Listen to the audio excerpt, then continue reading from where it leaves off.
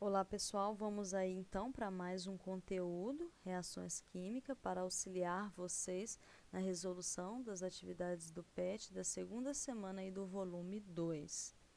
As reações químicas, elas ocorrem a todo momento. Coloquei aqui alguns exemplos para vocês, como a formação de ferrugem, né, uma reação química, a efervescência produzida por um antiácido em água, a combustão aí de um palito de fósforo, tudo são exemplos de reações químicas que ocorrem no nosso cotidiano. Já vimos também que essas reações elas podem ser representadas por equações químicas, a quais envolve os reagentes, que está aqui antes da minha setinha, e os produtos que está depois da minha setinha, né? Ambos representados aí por fórmulas, né? Tanto os meus reagentes quanto os meus produtos. Então, nas reações químicas, as substâncias elas se combinam, né, com outras substâncias, formando aí novas substâncias. Eu dei exemplo aqui para vocês do ácido clorídrico reagindo aí com o hidróxido de sódio. O hidróxido de sódio é muito conhecido como soda cáustica. Então, é uma reação que eu falo de neutralização, porque eu tenho um ácido e uma base, mas posteriormente a gente vai ver nesse tipo de reação.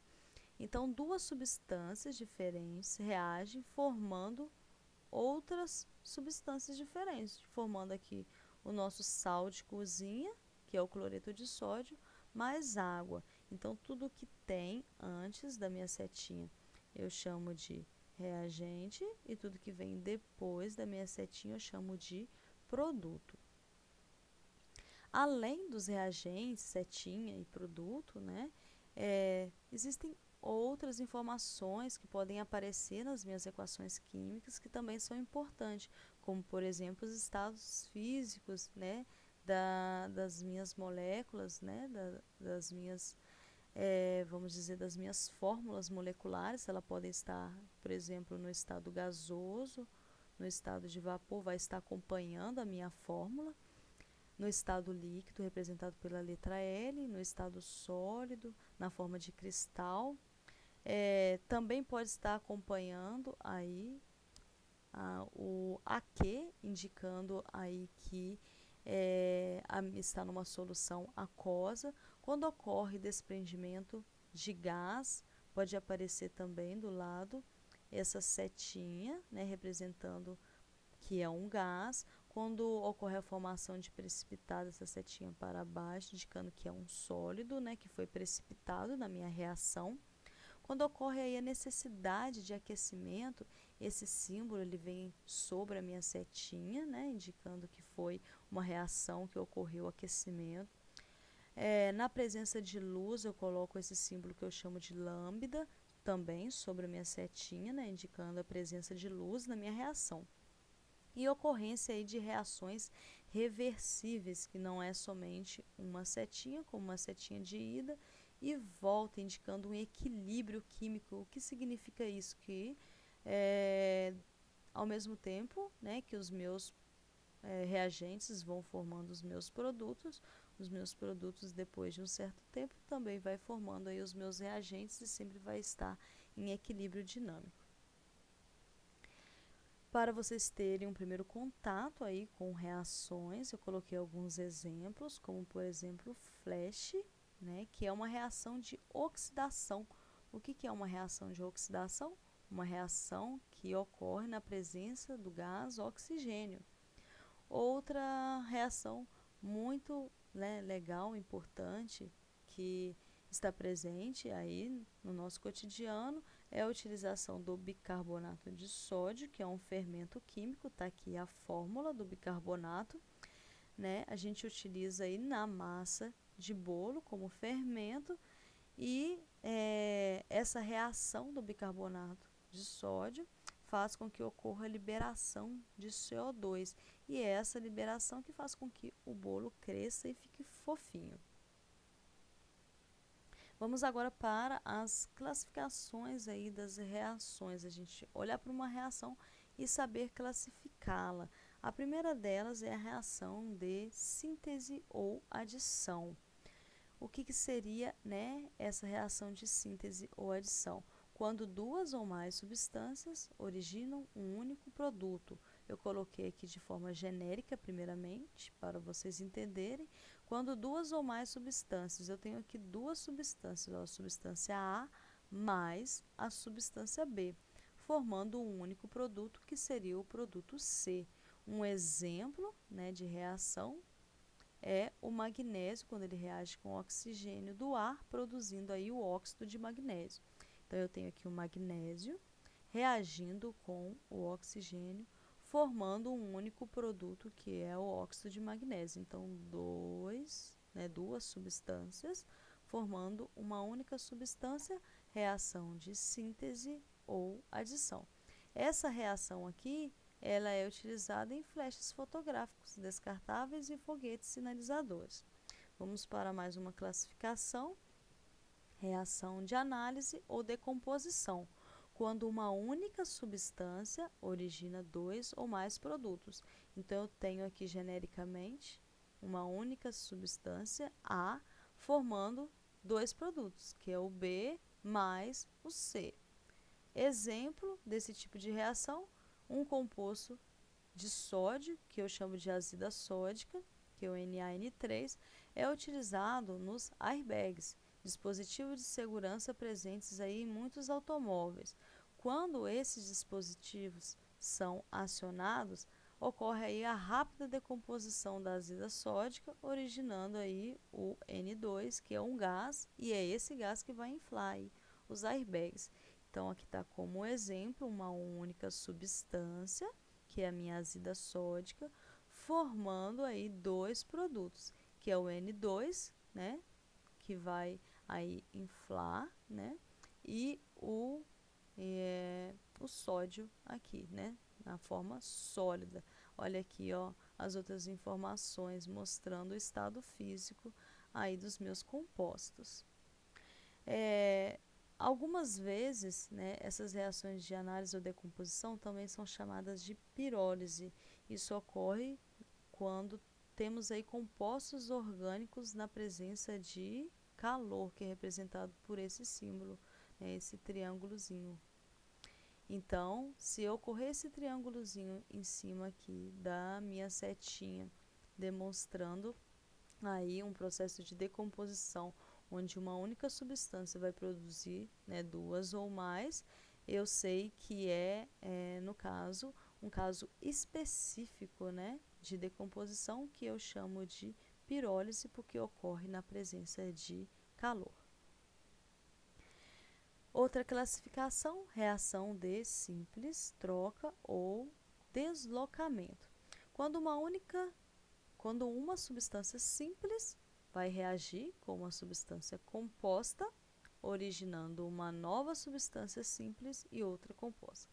Vamos ver aqui na minha equação genérica. Uma substância simples, como eu sei, eu tenho só a letrinha A, é simples, olha só.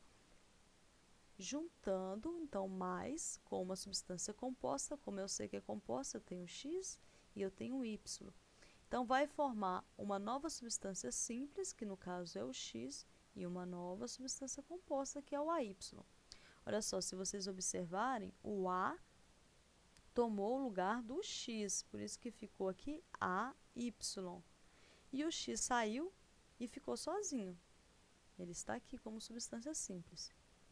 Um exemplo é quando introduzimos uma lâmpada de zinco numa solução aquosa de ácido clorídrico. Ocorre então a formação de cloreto de zinco e a liberação do gás hidrogênio. Então, olha só, o zinco, né, reagindo com, né, o ácido clorídrico, formando aqui o ZnCl2, que é o cloreto de zinco, liberando, olha aqui a setinha, né, desprendendo aí gás, né, então hidrogênio na forma gasosa. Então, substância simples Zn vai ocupar o lugar do meu H aqui, que é a minha substância composta. Então, o Cn vai ocupar o lugar do H, vai ficar ZnCl. Olha aqui, ZnCl2, certo? E o H ele vai sair e vai ser uma substância simples, H2. Dizemos então que o zinco deslocou o hidrogênio, o zinco entrou no lugar do hidrogênio. Reações de dupla troca. Na minha fórmula, né, na minha equação genérica, eu tenho aqui o AB, que é uma substância composta, reagindo com outra substância composta, que é o XY, originando duas novas substâncias compostas, né? AY mais XB.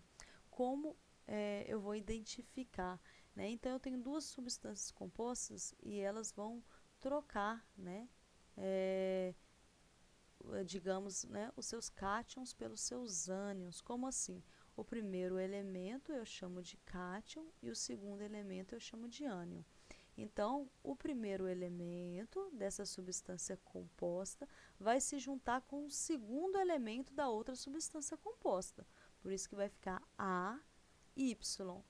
E a outra substância vai pegar o primeiro elemento, no caso X, juntando novamente com o segundo elemento, que vai ser o B. Então, XB. Então, AY, primeiro com o segundo, XB, primeiro com o segundo. Ó, dois novos compostos, né? Duas novas substâncias compostas. Um exemplo é o ácido sulfúrico, que reage com o hidróxido de bário, produzindo água e sulfato de bário, que é um sal branco insolúvel. Insolúvel, né? Então, ele quase não dissolve aí em água. Então, vamos ver aqui, ó, o HSO4, uma substância composta, com outra substância composta, que é o hidróxido de bário, formando aí duas novas substâncias compostas. Se vocês observarem, o que vai acontecer? O Ba, ele vai ocupar o lugar aqui do hidrogênio, e o hidrogênio vai ocupar o lugar aqui do Ba. Quando o Ba ocupa o lugar do hidrogênio, ele forma o BaSO4. Quando o hidrogênio ocupa o lugar do Ba, ele forma duas moléculas de água. A eletrólise, inclusive, nós já vimos, né, que ocorre a reação aí de quebra de uma determinada molécula. Eu dei um exemplo aqui para vocês, a eletrólise da água, ou seja, vai realizar a quebra da minha molécula de água, formando aí, né, outras substâncias, no caso da água, formando o gás hidrogênio e o gás oxigênio. A eletrólise, ela só ocorre através do que? De uma corrente elétrica. Então, eu preciso fornecer uma corrente elétrica para que ocorra a quebra, né, dessas minhas moléculas.